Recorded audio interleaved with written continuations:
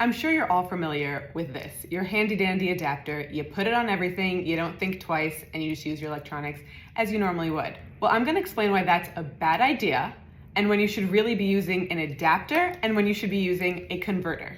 P.S. This info will also help you figure out which appliances you should and shouldn't be bringing to Israel. So first, we have the voltage adapter. This just changes the shape of your outlet so that it can fit into any outlet wherever you are. But you can't use them for everything. So here's where it gets tricky. The world doesn't run on the same amount of electricity.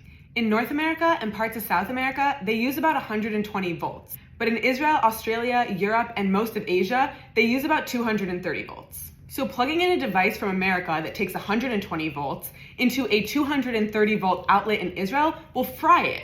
Now that's where our converter comes in. Not only does this device adapt the plug to fit Israeli outlets, but it also converts the voltage to match what your device can handle.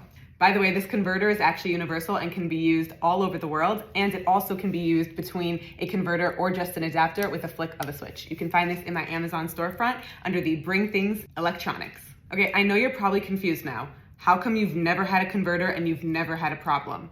Let me explain. So a lot of devices like smartphones and laptops and things like that actually are dual voltage, and they can take a range of 110 to 240 volts, which is why you've had no issues using them with just an adapter.